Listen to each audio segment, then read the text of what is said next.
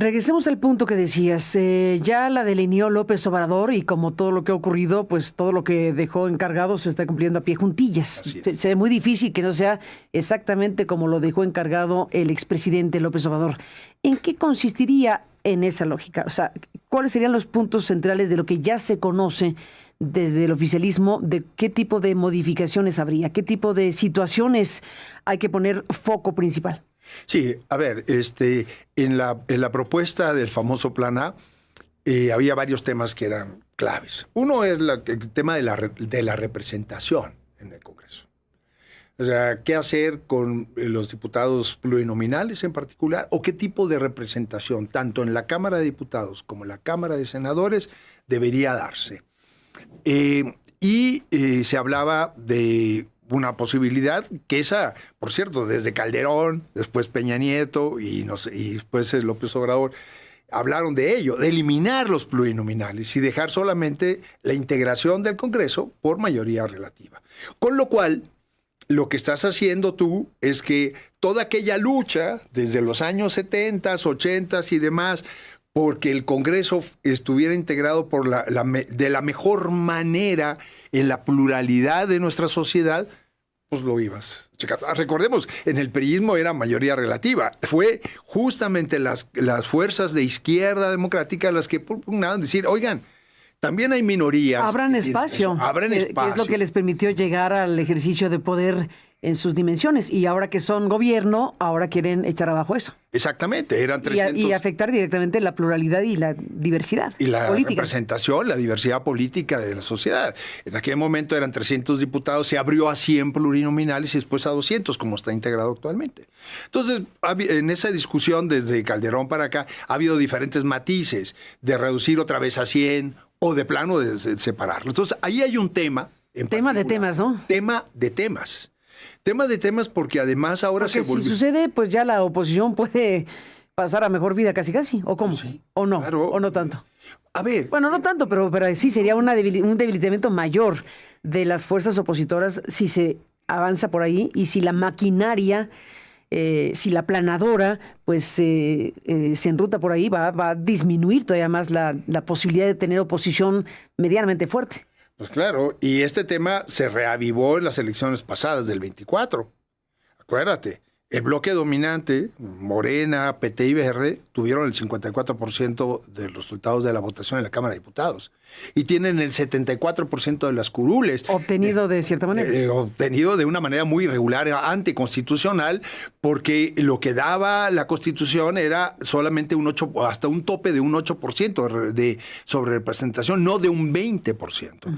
Y lo que hicieron fue, en lugar de considerar al bloque como una sola fuerza política, porque así se ofrecieron frente al electorado, lo tomaron a cada partido en lo particular, lo que en la suma dio esta sobrerepresentación del 20%. A todas luces, contra todo el espíritu de la Constitución y de lo que habían sido las reformas en ese carácter, que lo que buscaron a lo largo de décadas es la mayor representación de la diversidad, de la pluralidad social. Entonces, olvidémonos de a quién afecta o no. Simplemente como modelo de sociedad, caray, el Congreso debe haber esas diferentes voces de sectores sociales que existen, que no las puedes desconocer y que tienen que manifestarse en la institucionalidad democrática.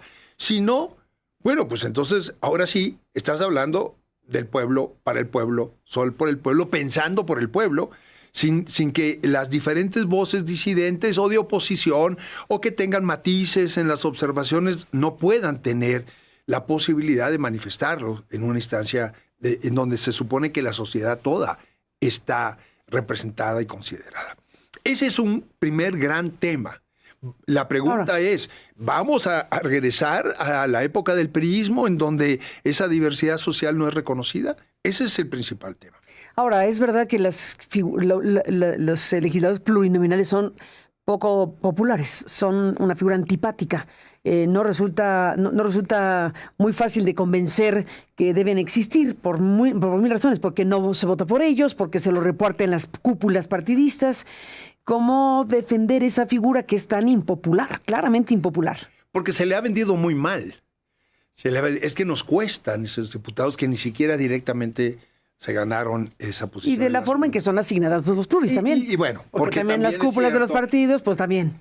Ha sido justamente la repartición. O sea, estas figuras plurinominales que deberían atender a esta diversidad de las minorías. Acaban siendo posiciones de las dirigencias de los partidos. Totalmente. Para designar candidaturas. Lamentablemente lo vimos en el 24, no estamos inventando Es la historia nada, de esto, Carmen. pero pues, traicionando la esencia de lo que debería ser.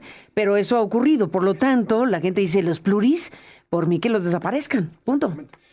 ¿Cómo entrar en una discusión distinta? Es que entonces entrémosle al fondo. A ver, ¿cuál es el fondo? Hay por lo menos 3 modelos internacionalmente hablando al respecto. Primero, solamente mayorías, punto, no hay plurinominales. 2. Es modelo 1. Modelo 1. El modelo 2 es el extremo contrario. Puros plurinominales.